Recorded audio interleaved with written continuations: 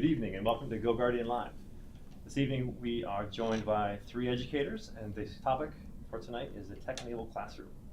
We'll be taking your comments and your questions via Twitter on the hashtag #TheTECLive, so THETEC Live. And every question you ask, give you an entry for a prize at the end of the webinar. So ask your questions, we'll be answering them near the end, and feel free to jump in. So guys, why don't you introduce yourselves?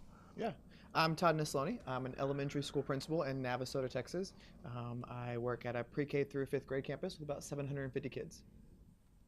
I'm Drew Minock, outreach manager for Daiquiri, an augmented reality company right here in Los Angeles, and also I would say an education evangelist of some sort, and work a lot with schools and conferences and former teacher as well. Okay. Brent Clarkson. I am an assistant principal at the junior high level in Katy, Texas. Awesome. So all 3 of our panelists have been teachers or are currently teachers and have used some of the technology that we're going to talk about in their classrooms. So to start off, if you can wave a magic wand and make anyone in the United States understand your job, what's the one thing you would want non-educators to know about being an educator? I think that's a loaded question. When I think about that, I think of, the biggest thing I want people who aren't in education to know that what we do is so much more than a test. There's so much conversations around testing across the country, even in the state of Texas itself, but looking at what we do as a campus, we do so much more with kids than just to get them to pass an exam. And I think sometimes that's lost in the conversation when the scores on the exams are all that we look at. I would say that, it's hard. It's hard being a teacher. It's really hard. People don't realize that. We were having a discussion today at lunch about being a kindergarten teacher, and a lot of people don't, give kindergarten teachers much credit. But I'll tell you, I respect kindergarten teachers more than just about any other grade level because it's so hard. You have 15 to 25 4 or 5-year-olds that are running around, need your attention every second. Hanging on you. Yeah, hanging on you. You go home, you're just exhausted. Right. I would say that's what I would want people to know, that it's a hard job, and the people that do it are dedicated and really love it and want to make an impact on kids' lives. I go back to a blog post that Todd wrote, I don't know, a year or 2 ago, I wish you knew post. And one of those things that I wish they knew is that we really do care about their kids. It's not just a test, and it's not just, I was a former science teacher, not just science that I want your kids to walk away from my classroom with, that we really do care about them, and the goal is for them to be a better person on day 184 or whatever it is than they were on day 1. Growth. We really do care. So of the 3 of you, who would you guys say has the most technology in their day-to-day usage in class or in schools? Out of us 3? Out of the 3 of us? Yeah. I don't know. I've got a lot of tech. Yeah, your tech is crazy stuff. Yeah. I'm a bit of a tech nerd, whether it's personally or at work. I'm constantly interacting with some sort of technology and need the newest, latest, and greatest like the day it comes out. We were just talking about the Apple AirPods, that wireless headphones. Well, they arrived at my house in Michigan today, and I'm not there to get them. I'm a little upset about it. He said it to you a little while bit. ago. Well, and for me too, it's thinking about, I want to use things as a campus administrator that are pushing the boundary as well. Because, we talk as educators about constantly pushing each other, and I can't lead from a place that I'm not doing something different also. Right. Even if it's something as silly as, on Black Friday, I went and got a hoverboard. And so now when I'm going around the school, I go around a lot of times on a hoverboard, which may not seem like really a big deal in the big picture, but the kids eat it up and love it. And it gives them another perspective of me as the campus leader, as I'm not just somebody who's super serious in my office all the time. I'm willing to get out there, act silly. And I love using technology, period. And Drew and I, every time there's an Apple event or a new product releases, we're always messaging each other about what came out. So I love just trying to use things differently and use them in my role when maybe they weren't expected to be used in my role. And when I was in the classroom, I would bring technology that was in that wasn't created for education in any sort of way, but I felt like it was my responsibility to give my students access to those things. Okay. Because you never know what they're going to do with them. They will absolutely blow your mind if you give them the opportunity to. And I just felt like that was something that I was supposed to do as their teacher. So I would try to, you know, get any kind of gadget that I thought they could create with and give them access to it. But I mean, it's just like thinking about using things that they like in their real life that aren't even tech, like Legos or sports or anything like that. Bringing that into the classroom to get them to love and be interested in what you're talking about. That's what we have to do as educators. So you're talking about connecting with students where they are, and I think we'll connect with that a little bit later on. There's this expectation that if you put technology in a school, that everything is going to change, right? So when it comes to classroom culture and school culture, how can you see the introduction of a tech platform affect the culture of your classrooms? Or has it? I think it can and it can't. I think it's all in the way that you do introduce it. I think kids, especially at the elementary level, struggle to see, I'd say at any level really, they struggle to see devices as a learning opportunity. They look at it as a device that they can play Minecraft on or play a game on or access social media. They don't look at it like the powerful learning tool that it is. And I think changing that perception early on will make introducing new platforms and new tech throughout the year much easier. But they have to look at it as a learning device, something that they're going to use for learning when they're in the classroom rather than what they normally use it for outside. Well, and the technology is not going to be what changes anything. It's going to be the teacher behind that tech. And so you can get every kid in the class an iPad. Doesn't mean that they're going to like your class anymore or that they're going to care anymore about what you have to talk about. The teacher has to drive that instruction and build good lessons around that. Otherwise, you just have a really expensive worksheet that you've just given all of them. Well, the teacher's the builder of the culture in the classroom. And so as they build that culture, they can then introduce that technology, and there is opportunity there for that technology to enhance the culture of the classroom. Right. And if it's not done well, not done right, there's also opportunity there for that technology to hinder and get in the way of what you really want to do in the classroom if it's not done right. So I'll give these guys credit because these guys are both administrators, and that's really, for me, it's crucial that these guys support the teachers and the tech and the way they're trying to teach, because if they don't, then the teachers don't feel like they can do their job to their best ability. It's like you're walking on eggshells. So these guys creating that culture in the whole school allows the teachers to really dive in and create that culture in each one of their classrooms. I want teachers to have the freedom that I gave my students, that autonomy to introduce some technology in the classroom and use it how they see fit, to create opportunities in the classroom for growth and for students to make products, to do something that actually matters rather than a worksheet that they set in front of them and say, all right, do this and turn the worksheet and you'll get a grade. Whereas the technology can be used to do some sort of project-based learning, create a product, here's your problem, solve it, and show me how you're going to do it. Does it require technology to do that? No. But can that enhance it? Absolutely.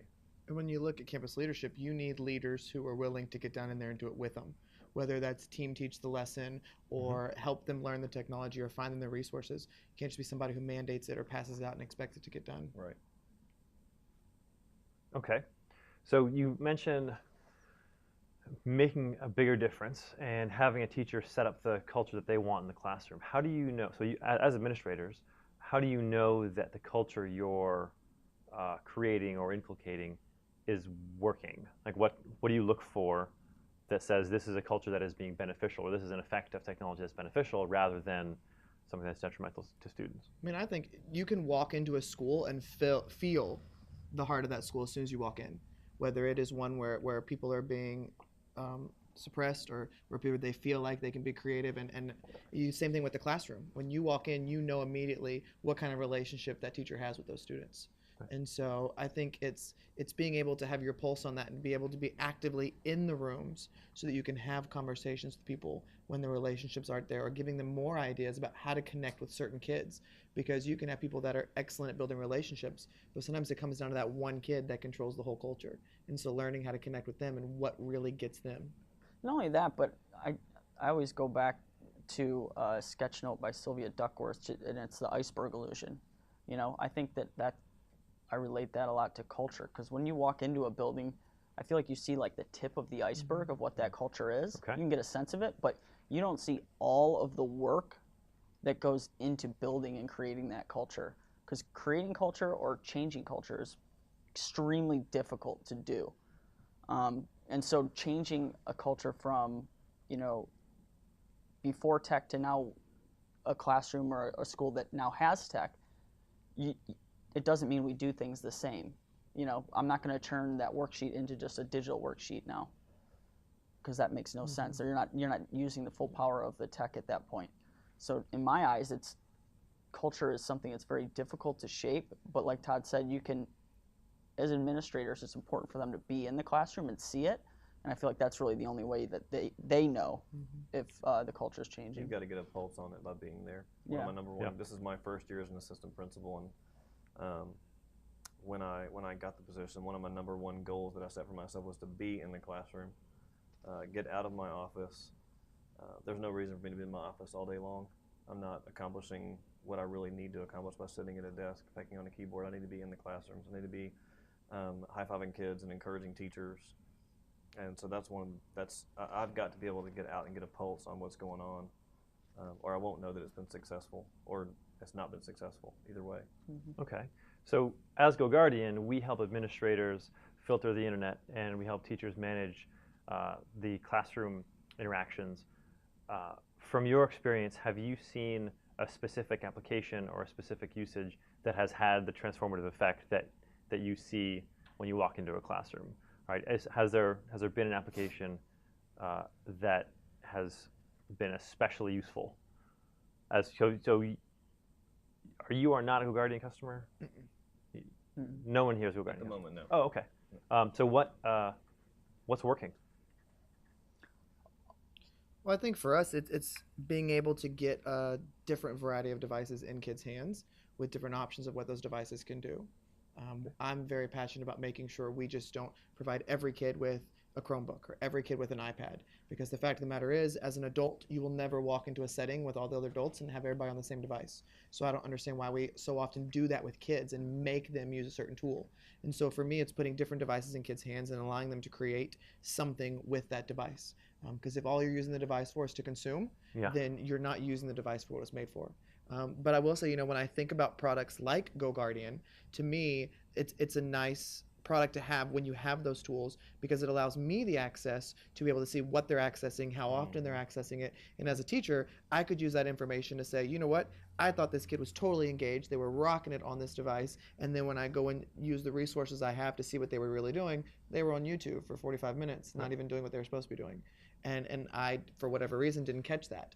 And so when I think about, what I need now, since I have the devices in the kids' hands, I need that kind of option to be able to see what's going on behind every screen at any Sort time. of informational backstop. Exactly. Okay. It also gives you an opportunity to, maybe they are doing what they're supposed to be doing, but maybe you can give them some coaching or quality feedback on different ways to search for information or different resources that they might not know about. And without knowing what websites are going to, it's hard to do that. I feel like you could really do a lot of useful things instead of it just being something where you're monitoring it. You're then taking the information you now have and turning around and using it to help the kid either research better or provide them with better resources. And and the conversation come up of, well, why aren't you watching what they're doing? Right. We have some classes that have 30, 40 kids in them. And so it's hard when you have 40 kids with a device to be able to know what every kid is doing at the same time just by walking around and monitoring. So online culture and offline culture, are they drastically different? Is one, would you say that one is sort of eclipsing the other, or are they just different shades of the same thing? I think you have to teach online culture just as much as you have to teach offline culture. I think they're a little bit different, but I think that we have to show what we expect in both those environments, because especially when you're dealing with kids who so often are much braver behind a computer screen than they are face-to-face with somebody. And so being able to say, things can't be deleted, no matter how many times you press delete and it looks like it disappears, it's always going to be somewhere. And so having that conversation with them to know that you can't just speak your mind and then have it be gone. It's there. And so you have to be respectful, whether you're looking at that person face-to-face or you're doing something behind a computer screen. Kids need to be taught digital citizenship. Absolutely. They don't understand that every move they make on the internet leaves a footprint. And I mean, I've seen things from students at times, just at various times throughout my career, that I look at and go, oh my gosh, like, when you're that could be there 16 years forever. old, 17 years old, and you're trying to get a job, and somebody Googles your name, or they go and look at your whatever, dude, you're not getting a job. And it's really scary because it's not necessarily completely our responsibility, but we need parents, we have to partner up with them and help them to also teach their kids digital citizenship and help them understand that what you're doing and responsible use on the internet is super important. And that's one of the reasons I love what GoGuardian is doing as far as the filtering system. I think that's a huge responsibility we have. If we are going to put devices in the hands of students and give them the reins of the internet, we have to protect them because they're young. They don't really have a full grasp of what it means to be a good digital citizen and how to handle themselves well on the internet. Like Todd said, they're way more brave behind a computer. Oh yeah. And they'll get on there and they'll blast each other, and it's there. It's not going anywhere. And I think it's important to teach them digital citizenship and how to act online before they're old enough to have accounts on a lot of these websites. You know, like Twitter, I think technically you're supposed to be 13 and have your own email address before you have a Twitter account. Well, there's lots of kids that have it before that. A lot of them are. Yeah, a lot so of social media platforms in are. 3rd and 4th grade, to do that, I just did like an analog Twitter wall. So the kids had a sentence strip. They'd create their own Twitter handle, and every day when they walked in, they'd tweet on a sentence strip in a marker. So then they'd hang it on the wall. We'd talk about it every morning, each kid.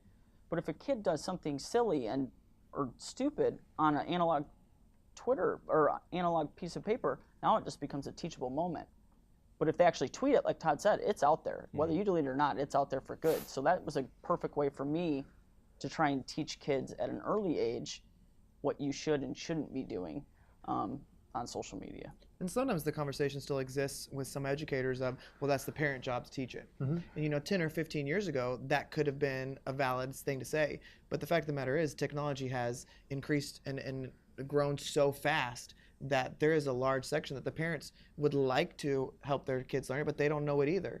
And so it becomes the job of the teacher. And for us to be able to say, you know what, maybe it isn't necessarily our job to sit there and teach them this, but you know what, now it is. So now we need to be having those conversations because these kids are kids that are going to be running the country and kids that are going to be having all these jobs that are going to be taking care of us. So we have to teach them these things now while we still can. I think there's something to be said for also in making sure that we keep parents in the loop on that.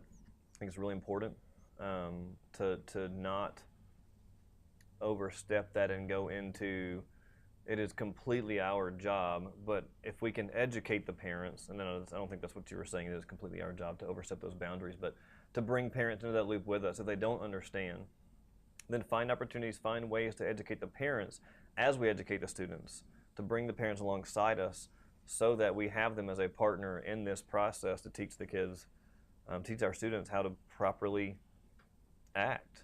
So for someone who hasn't seen that firsthand, what does that look like on a nuts and bolts basis? On any given Tuesday, how do you get a parent to understand the technology? One thing we would do is we would hold a parent night at the beginning of the year and we would teach them about social media because just like I was saying earlier about how we have to teach kids that these devices are powerful learning tools, we have to also sometimes educate the parents that social media it's not all bad. Right. You know, I mean, I think all three of us up here, social media has been an extremely powerful learning tool for all three of us. I wouldn't know Todd probably if it wasn't for Twitter. Yep. You know, so educating the parents that it's not all bad and that social media can be used for a lot of really great things is something that is very beneficial if you can do that at the beginning of the year and then continue that conversation throughout the year. Well, and the most powerful voice that you have is the voice of those kids. And so many times, you know, we want to say, well, nobody is listening to what I have to say and nobody likes this idea because it's coming from me. Well, use the kids' voices. And so I know one of the things that we are looking towards moving towards with my campus is looking to have those informational nights, but have them led by the kids. Because have the kids teach the parents on, okay, this is the tool we're using in the class, so I'm going to show you. And have us as educators there to facilitate and be able to answer questions when the kids can't. But give the power back to the kids and give them a voice in the education that's happening so it's not just constantly coming from the people in charge. I think that'd be powerful just because then they're showing the responsibility of how they're using those tools to their parents, you know, to gain that respect and to gain that responsibility. So I think that's an awesome way to do it. Well, this generation of students has to learn how to use technology. They've got to learn how to use it, because when they get into the real world, that's just where we're going. That's where we are. It's not where we're going. We're already there.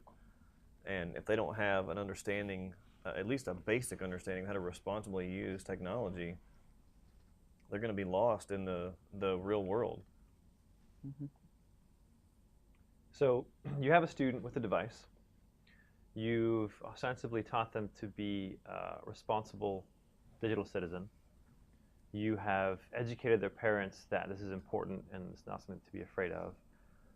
But there's a lot of the internet that you don't have control over. And no matter how good a digital citizen I am, there's bad stuff out there.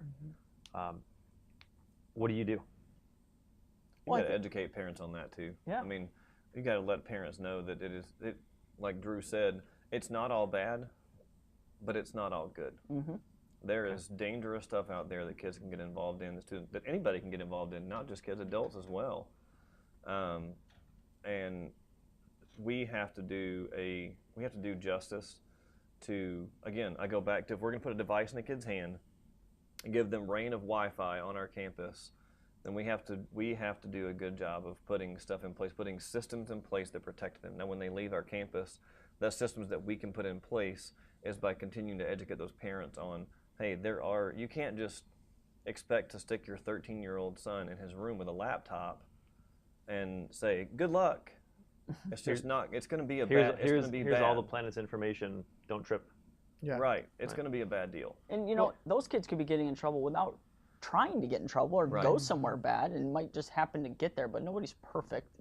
I think we all realize that, but I think it's just a process of educating them on the good and the bad, not sugarcoating it. Well, you know? the garbage that's out there doesn't take much to stumble into something that's bad. Well, and that's the whole point of those companies. Those companies, that's what they are. That's what they do for a living, is be able to set the ads up and the way things link to places and things like that. But again, that goes back to teaching the kids that, you know, you're going to run into these things. I think we have to be careful not to shelter them from everything. Yes. Because then we don't set them up to find success. And just like you said, we don't want to sugarcoat it for the parents, but at the same time, we don't want to terrify them either. So you have to walk a very fine line, because the moment you go and meet with families and meet with kids and say, all these terrible things could happen if your kids don't do this right. Right. Well, you're going to have parents to go, well, then they're not getting on that at all. Right. Because mine aren't coming into that. And so it's making sure that you find the balance of saying, you know what, we're going to work to teach your kids how to use these tools to do these great, wonderful things. But there are dangers on the internet with sharing your information, clicking on certain links, doing things like that. And you need to know that that is the real thing out there. But we're going to work to protect them and teach them to navigate that. We need your help to do the same. So a direct question from Twitter, actually, Rhett Baker. Do devices go home with students in your districts? You know, in the book that Adam Welcome and I wrote, we talk about beginning to do that. And what the best example he uses in the book is sending Spheros home. And so Spheros are those little robots that we use in the classroom to teach coding and to teach them to be creative and things like that. And then he said that one of the kids asked to take it home. And he said, no, you can't take them home. You know, they're expensive. I don't want anybody to lose them or break them. And then the whole thought and the conversation he and I had was, well, why aren't we sending these things home with kids? We want to say they're really expensive and we're trying to protect them. There are often times that many schools will send textbooks home with kids, which are equally as expensive. And so when looking at, and then he sent those devices home with the kids, and then he got a flurry of texts on a Saturday morning from parents saying, oh my gosh, my kids won't stop playing with these things. They're loving them. And what I found when I send devices home, because when I was in the classroom, I sent devices home with my kids. And what you find is, now as a campus administrator, there are more devices on my campus that are broken or messed up by adults than there are kids. Oh, absolutely. And so it's kind of that, if you want to have the conversation of, we're not going to send these home with kids because we're protecting them, well, what about the adults who drop the laptop or mess the charger up, or their animal chewed through the cord or anything like that? Right. Life happens. And when you buy devices for kids or things like a Sphero, and you only use it at school, what you're telling that kid is, this is only a learning experience that you can have here. But when you send those devices home with the kids and send those things and let them go out and work and investigate in their own environments, you're telling them, without telling them that learning happens everywhere. And it's not just tied into the school wall during school hours. You can take these things and do incredible things and have learning happen anywhere that you go. And I'll never forget a conversation I had very early in my teaching career with the superintendent, Dave Richards, in Fraser, Michigan. We were talking about going one-to-one in our district, and he said, you have to go one-to-one, because we were talking about one-to-one or one-to-two. Okay. And he said, you have to go one-to-one. We're like, why? He goes, because then learning doesn't stop when the bell rings. The kids can take those devices home and get on Edmodo or get on all these other different platforms in Google Docs, and they can continue to learn and do things. If you don't let them take them home, then you're basically telling them the same thing. Learning is from 9 to 3 or 9 to 3:30, and that's the only time that you use this to learn. And going back to, again, what Todd said, he was telling us that something like high 90% was of the devices that were broken were all teachers and adults. There were very, very, very few devices that were ever broken or anything like that by the students. I think it's just about changing your perspective and being able to relinquish that control. That's the hardest thing for us as educators, is relinquishing that control and trusting that the kids. Now, at the same time, yes, devices that are sent home will get broken. Right. Yes, things will get stolen, things will get messed up, but that's how life is. I mean, anybody that has children, I mean, these two can speak to that you have stuff at your house that's broken, messed up, or whatever because your kids got into it. And so we can't just say, well, I'm not going to send this home so it doesn't get broken or so it doesn't get stolen. No, we have to be able to accept that that's going to happen, but I'm going to train my students in how to take care of devices, how to use them correctly. One thing that we did in our district is we actually did go 1 to 2, one device for every 2 kids at the elementary level. And then they went 1-to-1 where they were able to take it home at the middle school level.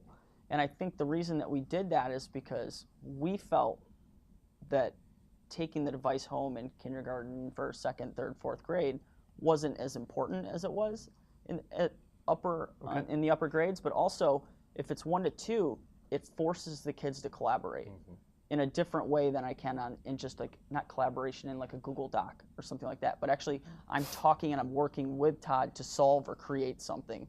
And at the elementary level, I think it's extremely important to teach kids that there's more than one way to solve a problem. Because a lot of times they have tunnel vision to where they only see one solution and it's their solution.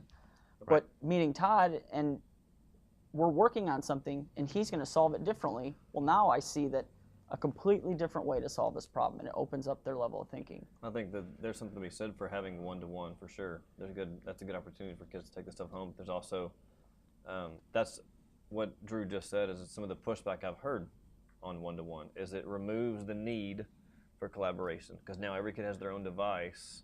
Interesting. And so I've heard that it's just a little bit of a pushback at times for 1-to-1 because now you're stealing this opportunity. Not really, but because it doesn't steal the opportunity for collaboration, it just doesn't encourage them to collaborate. Obviously, they can still collaborate. If they've all got it and they're collaborating on, say, a project, there's numerous platforms out there that they can collaborate on with one another when they all have different devices. But that's some of the pushback that I've heard at times. So it's kind of the perception. If I understand correctly, there's a perception that this device makes it so that they don't have to collaborate. And then there's the perception that this device makes it so they have access to all these collaboration tools, so they're more likely to collaborate. Yeah. It's all in the person using it. Correct. As a teacher, I can pass out a device to every kid, and they are singularly working by themselves at their desk. Or as a teacher, I can find how to use those devices for them to work together, whether that is they sit in a circle all with their own devices and they're talking back and forth, or like I've done a project before where my students collaborated with students in another country through Google presentation. Right. And so even that kind of collaboration. But it's all in how you use the device, because you can very easily pass out devices to every kid in the room and have every kid doing their own individual thing with no collaboration at all. Yep.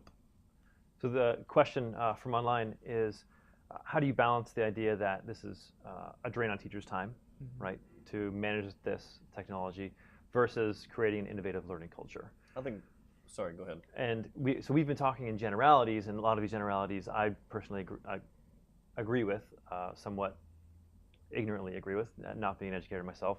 How would you, well, what's the first thing that you would have someone who's who has this problem in their classroom. My teachers are sitting behind the desk and waiting for technology to do their job for them. What's the first thing that you would do to try to correct that situation? For me, it comes back to take the technology out of the room, because that is not the game changer. For me, when working with teachers now, my biggest thing is let's get great quality instruction down. Right. Let's get collaboration down with no tech, because the tech is there to enhance. The tech does not fix any issues that you have. So if you have a problem with a teacher who is not utilizing that tech, or, and if I remember correctly, one of the things you said too was it's just one more thing. Right. One more thing on the plate. How do I do this? Well, if you're looking at it like that, you're looking at it from the wrong perspective. This is not an adding on to your plate thing. By bringing tech into the room, it should be eliminating other jobs that you have and making things go easier. And if it's not doing that, then it's time to seek support and say, what am I doing wrong? Who can help me? Because I clearly don't understand this. And that's where it comes into the conversation we often have about being connected educators and being on social media. Right. I work with incredible teachers on my campus. But no matter how incredible they are, our ideas are still limited to the four walls that we have. But when I open myself up to social media, I can learn from a teacher who taught in Michigan, a teacher who taught in Katy, Texas, a teacher who taught somewhere else. Right. And if I don't know who to go to, I know I can go to Drew and say, hey, I don't know anything about this. And Drew can say, oh, I know this person over here in California. Let me connect y'all. And so when you put yourself out there on social media and put yourself out there and say, I'm clearly doing this wrong. This is overwhelming to me. I'm not getting it. I think that's what we have to do, is we have to reach out to others. Because the moment we stop and say, well, this is just too much, that's the moment we begin to make an excuse. And our kids don't have time for us to sit there and make excuses on why things aren't working. We have to find solutions. Just like we say in the book, how dare you ask your kids to come to school every day to learn when you're not continuing your learning yourself? Our job as educators is to never stop learning. We are constantly looking at ways to get better. And technology is improving so fast, we have to just be learning new tools after new tool. That doesn't mean you implement all of it. I think one of the downfalls I had as an educator for the first year that I got really connected was thinking I had to implement every great thing that I learned about. Because when you get connected and you start connecting with others, you find a plethora of ideas. And I'm like, I want to do this, and I want to do this. And then what I found was I sucked at all of it because it was just too much. And I had to take it in. What's my biggest issue that I'm having right now? Okay, let me work on that. When I've perfected that, I'll bring something else in. When I perfected that tool, I'll bring something else in. But I can't put it all on the table at one time, even if I think I can handle it. I think there's a reason for every action that we have, right? So I think if you have a teacher that is just sitting behind the desk and they're just passing that tech out, there's a reason why they're doing that, and odds are it's because they don't know what to do with the tech. So I think it's important to have a conversation with them and say, you know, hey, what issues are you having? What troubles are you having implementing it? Do you need ideas? Do you want to work with this teacher? Do you want to shadow another teacher that's doing it right? Give them resources, coach them. I think I'm a big believer in really like communicating and not just yelling at them the first time if they're doing something wrong, but figuring out why they're doing that action and then trying to help them. And then if they continue to do it wrong, then maybe you take different steps. But the first time I see a teacher not doing it right, I think is a good time. It's just like you said with any kid, it's a teachable moment of figuring out why they're doing that specific thing and then what you can do to help them. There's always a why behind the what. Yeah, absolutely. But it comes down to campus leadership too. Oh yeah, absolutely. Because you can, as a team member, I can have these conversations with my team. They're not going to necessarily change anything. Because I have to listen to you. You do your thing, that's your thing, I'm going to do this. It comes down to the campus leadership being able to step in and say, just like you said, figuring out the why, and how can I help you? What do you need from me? Because I want to help you be the best that you can for these kids. And so what is hindering right now that I can help you solve? I think when it comes down to... So for sake of argument, I'm a teacher and I'm having trouble with it. You ask me what you need to do, and I say take the computers out of the classroom. Well, then I think you need to educate them on why that's not the right decision. That's an easy decision, but that doesn't mean it's the right decision. Okay. And I think educating them on why and looking at the way that the workforce is nowadays, and not only that, but I mean the U.S. Department of Labor did a study a few years ago that 65% of our school-age children will have jobs that don't exist right now. Think about that. 65% of the kids in school will have jobs that do not exist right now. So why is it okay to continue to do things like they were 100 years ago. It's not. The world has evolved. Almost every single industry outside of education has evolved. And if you look at, I mean, you can go ahead and Google images of classrooms, and you'll see 125 years ago, chalkboard, desks in a row, black and white. Go into a classroom right now, you'll see a smartboard or a whiteboard and desks in a row. Literally, almost nothing has changed. They've added technology, but done nothing And different. you know that you mentioned that's a powerful image that I remember seeing is having those two pictures side by side, and then the other half of the screen having a picture from an operating room in the 70s and an operating room in 2016, and saying, look at the difference between those two things. Would you want to go into an operating room from the 70s? Why do we not change our classrooms? But you know, I think about it too from the perspective of the schools weren't created for teachers. The schools were created for kids. And we have to constantly be looking at that of, if the teacher says just take it out of the room, then just like you said, we need to have a conversation with that teacher and figuring out why. Because the conversation I often have is that's what's best for kids. If you can tell me that is what's best for kids, then we will do it. But if you can't, then our job as educators, no matter what our role is in education, from the cafeteria worker to the secretary to the principal to the teacher, it doesn't matter what you are, our job is to do what's best for kids, period, end of story. I think you talked a minute ago about a burden of the teachers, the burden that is on the teachers at times, or the burden they feel like they have on them at times with bringing technology into the classroom. I think that can stem from the fear that teachers have of the technology and their need to, like, I've got to control my classroom. I've got to control the technology because I'm the like we were talking a little while ago, I'm the keeper of the knowledge in the classroom, when that burden can be almost all but alleviated when the teacher kind of lets go of the reins and just gives the students the technology to build with. They're not going to break an app on an iPhone. They might break the iPhone. They're not going to break the app on the phone. They take it, go, run with it, figure it out. And while you're figuring it out, teach me along the way. And I think a lot of it is the mandate and all the pressure that's put on teachers. You know, I mean, the teaching profession is not treated very well publicly at all. And so the pressure of hitting certain test scores and doing certain things, teachers almost feel like, well, they can't screw up. They cannot take any risks at all and fail. And that's almost, it's not almost, it's the opposite of what we need to happen. But what if we treated our students like that? Yeah, what if we told them, you can't take any risk and you can't fail?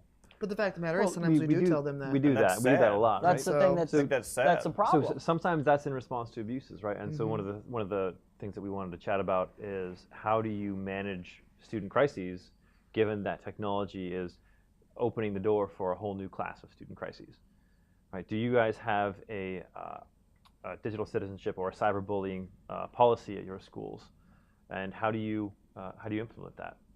Well, you know, I don't think that we necessarily have a cyberbullying policy at our school. We do have policies dealing with bullying and things like that.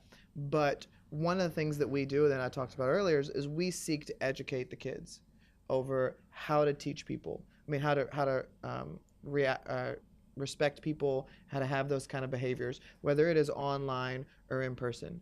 Because the fact of the matter is we have to take time to educate kids and model correct behavior. And so having policies necessarily in place doesn't mean it's going to change the behavior of the kid.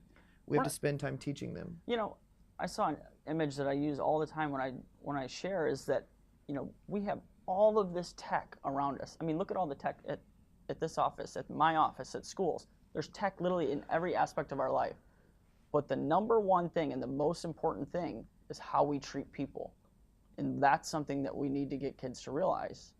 You know, the tech doesn't matter. It's how we treat people that is so important. It's relationships that we build, because you can be the smartest kid in the world, but if you're mean to everybody, nobody's going to want to work with you. And then when you have an issue, nobody's going to help you. But if you're kind to people, if you struggle, people will want to help you. They'll want to work with you. It's so important to teach teach kids at a young age that literally the most important thing is how we treat people. But even with the policies and even with those lessons, you're still going to have kids that don't do it. Right. Right, bully and because things like that. some kids they're coming to school after having not had a good night's Yeah. sleep, and Of mom and course. dad are fighting, and they may or may not have had breakfast. Or mom and dad And aren't so- around, and they haven't had dinner, and they were changing diapers on their sibling, and they were up till midnight doing who knows what. Yeah, so they're not It's- in a space where they can Right. engage with that sort of Right. like reasoning. How do you decide when to intervene? It's dealing with those on an individual basis. I think every single case is different. I mean, I think of what I deal with on a daily basis as a principal. The behaviors are so drastically different between the kids, and sometimes with the same kid, depending on the day.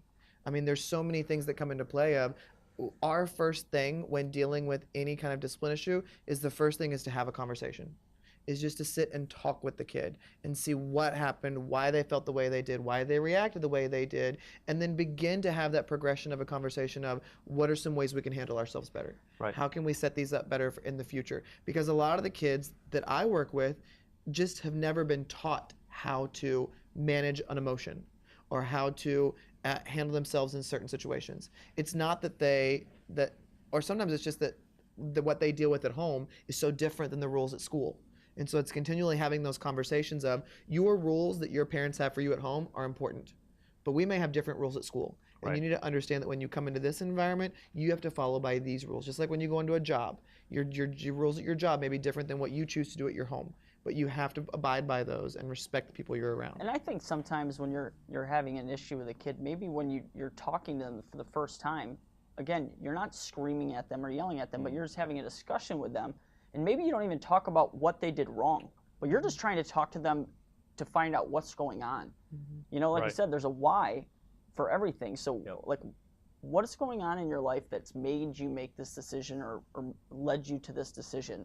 And getting into that, will allow you to get to some of those deeper issues that maybe is causing that behavior. I'm a why guy through Yeah, and through. absolutely. I will ask the why, and I will tell my why. I think that's super important. As a junior high guy, I think it's very important to, in the course of building relationships with students, these healthy, meaningful, authentic relationships, it's very important to explain to them the why Right. behind the what. Because so often in education, we just give these blanket, like, Right. here's what we're doing. And 75% of your students might look at you and go, why? That makes no sense. Why don't we explain these things to them? Well, one of my favorite quotes is hurting people hurt others. And so being able to Sorry, say that again. hurting people hurt others. And so being able to know that when you talk about the bullying, whether it's cyber or in Right. person, it's figuring out where is that hurt in your life coming from that's causing you to hurt others. Because a happy person who is not in any kind of pain doesn't go and intentionally seek out to hurt somebody else.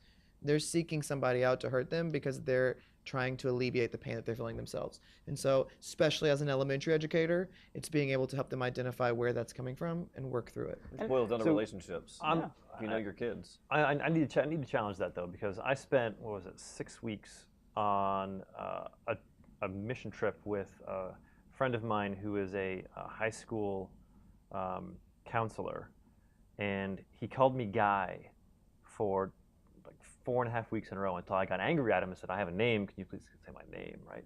So, do you have the time and the energy to connect on this level with so many students? I think you need to. Well, I think Yeah. the first barrier I think is the teacher. The teacher it's their responsibility to connect with the kids in their classroom, and then as the administrator, a lot of times the teacher will handle that issue or try to seek it out first, and then if they're not getting through them, then maybe Todd comes in and tries to talk to them in a different way. But see, where I will push that though, and disagree a little bit in some aspects, is I don't believe it's the teacher's responsibility. Okay. I build- believe to it's build a every relationship? no, I believe it's every single person on that campus.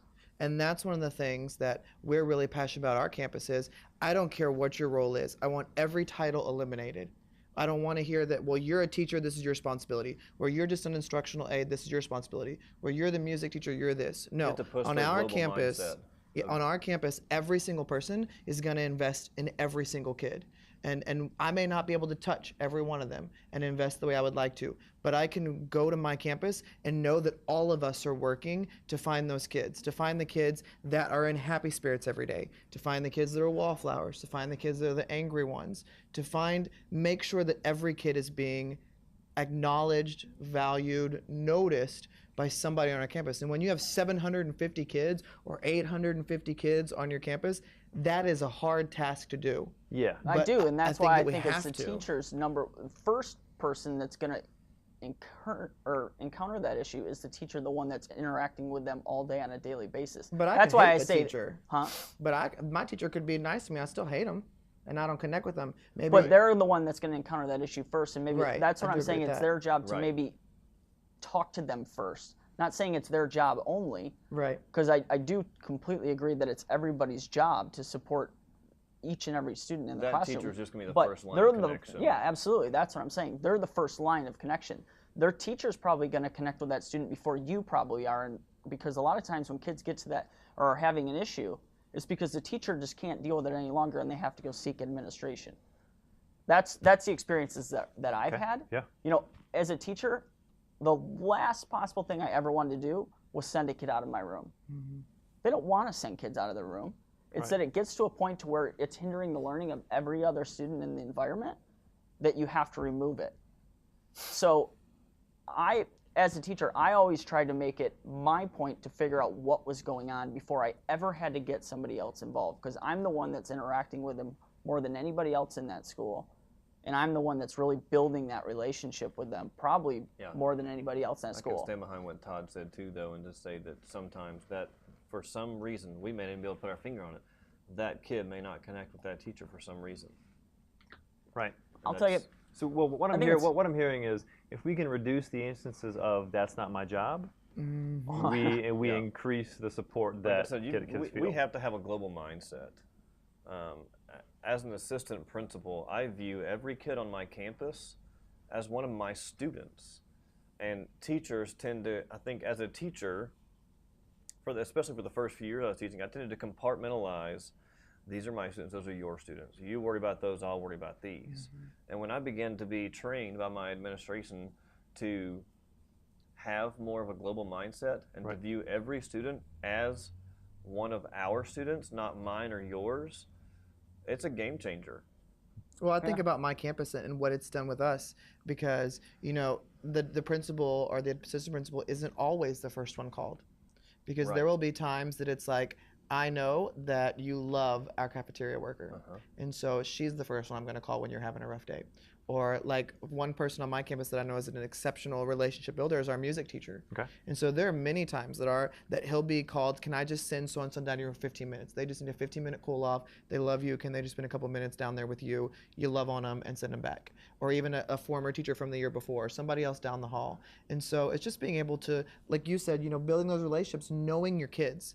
Knowing that, you know what, I know that I don't connect with you for whatever reason. I'm not going to stop trying to connect with you, but I am going to know you well enough to know who does connect with you, and that's who I will seek out. Not just going, you go to the principal because you've been bad. Well, what does that send to the message? And what I always tell my teachers, that message that sends to the kid is, the principal's the really one in charge. Right. You're not in charge of the classroom, because when you can't handle me, you send me over here. So I know I can run you over because you're not really in charge. You've lost And your I think I think of my own personal experiences, growing up, that my dad, and this is more sports related, my dad could have told me to do something 100 times. And my dad was a high school wrestling coach for 25 years, and I grew up wrestling my whole life. And I know he knows what he's talking about. And he could tell me to do it 100 times. But it's like, in one ear, out the other, right? But if my coach told me the exact same thing, I would do it. Sometimes it's just hearing it from a different voice or a different point of view that it needs to be said from. And I think that kind of goes to what Todd's saying about knowing the kid and maybe which voice they need to hear to help them get through whatever they're struggling with. So we have the campus teamwork, right, from a staff, in terms of caring about students, in terms of paying attention to students, in terms of having an escalation path that isn't always you're going to detention, right? It's something that I think everyone would sort of agree that would be useful. a lot of people that are sending us questions, though. How do you do that in terms of technology? How do you actually train teachers to do that? Are there specific professional development structures that you like or that you don't like? Train teachers to do what? To implement technology. So just back to the tech, yeah. I think we have to show them the value of the tech. Okay. They're Show not them gonna. why. So you gotta convince, show so them why. convince me to They've convince got me to care. We've got to convince them to care about why technology is going to make their classroom a more authentic, a more real place to be, before they're going to even care 1 second about putting it into their classroom. We are in a position right now where we have some teachers on our campus that are diving in and experiencing some technology in their classroom for the first time, and they're experiencing a little bit of failure. Okay. And so when I heard that, my gut reaction is to like run to their classroom and go like help them, because I don't want them to experience that failure and crash and burn and never try it again. Right. This is to me, someone who's kind of a tech nerd, like drop what I'm doing and like bolt over there and go, let me help you. Don't quit. Here's the why behind the what. This is why this is going to be so great for your classroom. And I think you need to handle that on each, person by person It's an basis. individual basis, yeah, absolutely. Just like you know your students, you know your teachers, which ones need that, Right. and which ones you can kind of let go and I'm not try going to do that and for every teacher. Not Not every teacher needs that. Yeah, exactly, There's and that's some what I'm that are saying. scared to death of technology that are trying it for the first or second time, Right. and it's kind of flopping, and you're like, oh, okay, let me come in and let me give you a little bit of support and let's do this. Let's run with this. One of the things I think about is modeling it myself as a leader. I want my teachers to see that I am pushing myself, I am trying new tools, Yep. I am learning, I am sharing my learning with you. A lot of the things, I don't ever ask anybody on my staff to do something that I'm not willing to do myself. Okay. Whether that is in me doing it and showing you the way or me walking alongside of you. And I think so many times teachers work in environments where the people that make the decisions say, this is the new thing. Everybody will do this, figure it out, learn together. I'll bring this trainer in, one and done. Well, that's not how our classes work, so that shouldn't be how PD works. And that's why I always push people back to social media, because that's where my learning takes place. Yep. I find other educators who are doing creative, inventive things on social media, and I learn from them. And I describe social media as Disney World. Okay. If you have never been to Disney World, you will not understand what people are talking about when they go there and talk about how it's magical, it's like a whole other planet. If you've never been, you're like, I don't get it. Why is it such a big deal? It's just another theme park. To me, that's like social media. You don't get it until you get in there and do it. Because for me, I fought social media for so long. Didn't want to be on it, didn't see the value. I don't care about seeing your lunch or this or that. I didn't feel the need. Right. But once I got in there and figured it out, and it's a process that was different for each one of us. Mm-hmm. I mean, none of us have the same path. I often joke with teachers and say some teachers need to be on an IEP plan with figuring out how to use social media because it's different for all of us. So we're all on a different learning path and we're not going to get it right away. But it's being able to put yourself out there, learn from others, but also give back. I think one of my favorite things that a friend of mine, Angela Meyer, says is that each one of us has a genius that we have to own. And we have to share that genius with the world. Because when we don't share our genius with others, we're doing our profession a disservice. Okay. Because that's the way we get better, is by working through each other. I mean, you look at us three, who outside of social media, we would never have been connected.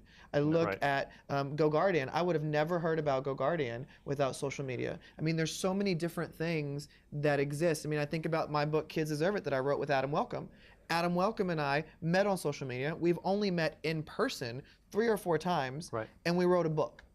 I mean, that is the power that lies within that. I've gotten to speak with the Secretary of Education for the United States government because I sent a tweet to his office and asked him to be a guest on a podcast I was doing. I mean, I've gotten to meet the President of the United States because of some work that I was doing that I was sharing out on social media. I mean, there's been all these great experiences that don't just grow me as an individual, but allow me to grow my kids that I'm working with and grow the adults. And so being able to say, I'm going to get out there and learn no matter what it takes.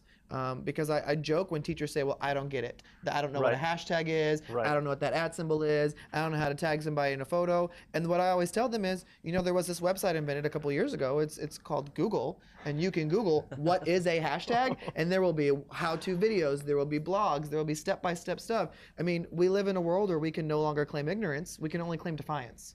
And so I think it's important to remember that. You can't say, well, I just don't get that. No, what you're saying is, I don't want to learn about that.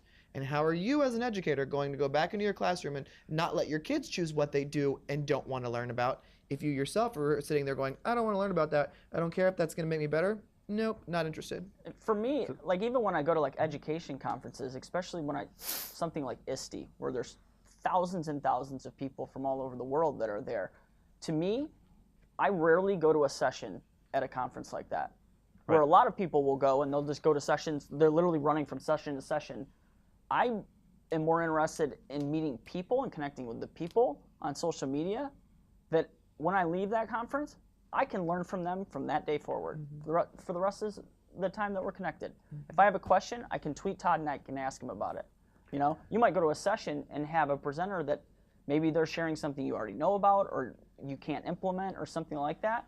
And you just wasted a good chunk of your time. And I'm not saying no, everyone should do this. This is my personal preference. Well, and we're but I think mentioning that shows Twitter. the power of Twitter. But I mean, it's Facebook, it's a blogging group, it's Instagram, it's Voxer. I mean, there's so many tools that are out there that if Twitter's not your thing, I'm not telling you to get on Twitter. That's why I keep saying social media, because you find what works for you. Right. For us, it was Twitter that connected us. So you guys are already connected, like relatively well, I would say relatively well, on social media.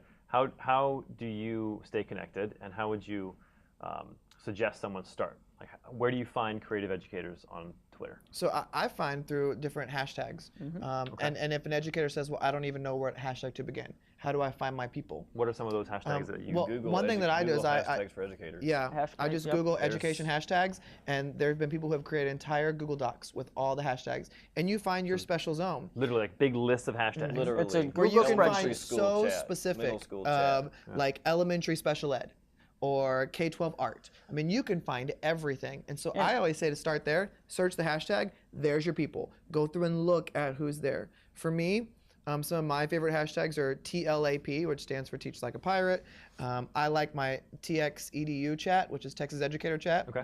I, of course, always like Kids Deserve It. Hashtag Kids Deserve It. Shameless plug. Yeah, right. I mean, then what I do too is when I was first on social media and I didn't even know who to follow or who to connect with, I would go to somebody that I did follow. Like I would say, like I found Ron Clark. And I would go, okay, I love this educator. I love what they're sharing. Let me go see who they're following. And let me go through their list and go, ooh, okay, let me click on them. Yeah, Not I who's like what they're following sharing them, too. but who they're following. Who do they see value in? Right. Got it. So So are you guys available on social media to field questions? Because we have a few more questions that Absolutely. we probably aren't going to be able to get to. Yeah, of course. And that's I mean, all of us are available on all different kinds of platforms. And so even if it's, We love even if it's connecting email with or people, anything. whether it's any way that we can help. I love it when teachers will tweet us and say, not only ask us questions that we can try and help them with, but share what you're doing, because that's the power in it for me as well. I want to learn, and you know what? You may be doing something awesome in your classroom.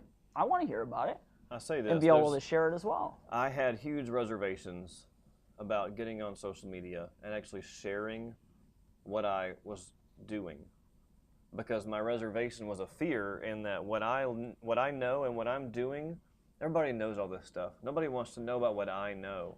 And what Todd just said a little while ago about Angela Myers is kind of like, you know, your inner genius. Everybody has that genius that they need to share, and if they're not, they're doing a disservice. And it's not that I'm a genius, but what I did know that I felt like wasn't worthy of sharing, there's someone out there who doesn't know what I know. So for those people who are, I would say for those that are hesitant to jump on social media for that reason, for a fear of lack of knowing or lack of having anything valuable to share, you're kind of believing a lie that you don't have value to share stuff. And I would say get on social media, some platform. Ours again is Twitter. If it wasn't for Twitter, I would not be sitting right here right now. I would not be an assistant principal. Your Twitter name is very Mine quickly. is B Clarkson TX, and so it's the same thing on Voxer. Those are my go-tos, Clarkson Voxer TX. and Twitter. B Clarkson TX. Mine is @TechMinock. And mine is Tech Ninja Todd on Ninja everything. Todd. Instagram, Voxer, Twitter, everything. Yep, same here. So we do need to close. We said we were going to do a drawing, and so the grand prize winner for today is Crystal Alford. All right, She Crystal. will get a Kids Deserve It book signed by Todd. That's right. Do we sign that? Yeah, that'd be really awkward. Because Probably should. Maybe we'll sign it too. You can sign the FedEx tag that we Yes. There we go. That's awesome. We'll sign a piece of paper and put it in there. There's a GoGuardian swag bag with a mug and a T-shirt and a battery charger, and we'll also have 5 other prize winners that we will be announcing via email. So Awesome. thank you very, very much for your time. Thank you. Thank you for joining us at GoGuardian. If you have questions specifically about GoGuardian, you can tweet us at GoGuardian, and we'll get back to you as quickly as possible. Thanks a lot.